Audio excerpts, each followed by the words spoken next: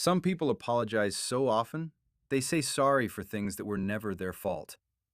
They apologize for asking questions, for expressing emotions, for taking too long to reply, sometimes even for existing too loudly around other people.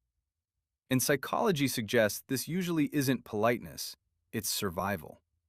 People who apologize excessively often developed a nervous system that became highly sensitive to conflict, tension, or emotional rejection.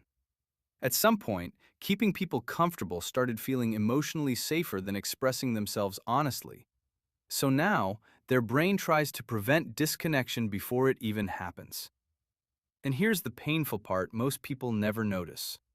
Many chronic apologizers are constantly trying to avoid becoming a burden. Their mind quietly asks, "Did I upset them? Was I too much? Should I make myself smaller?" That inner dialogue becomes exhausting because over time, they stop treating sorry like a meaningful apology and start using it as emotional protection. Psychologists sometimes connect this to people-pleasing patterns and hypervigilance. The nervous system learns to scan for emotional danger constantly, even in harmless situations. So even small changes in someone's tone, expression, or energy can trigger guilt. And eventually, apologizing becomes automatic.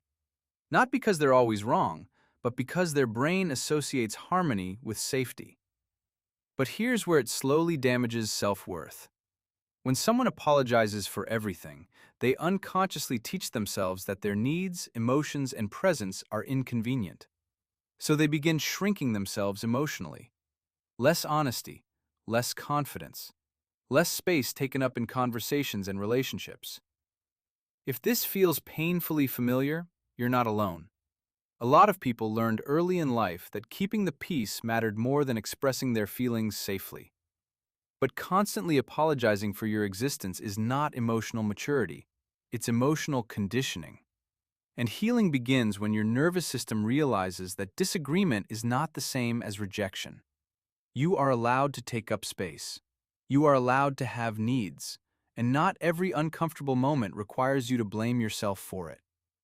So next time you feel the urge to say sorry, pause for a second and ask yourself, did I actually do something wrong?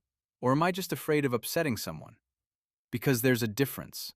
And learning that difference can quietly change the way you see yourself forever. If this felt like something you've been carrying silently for years, follow for more psychology insights that make hidden emotional patterns easier to understand.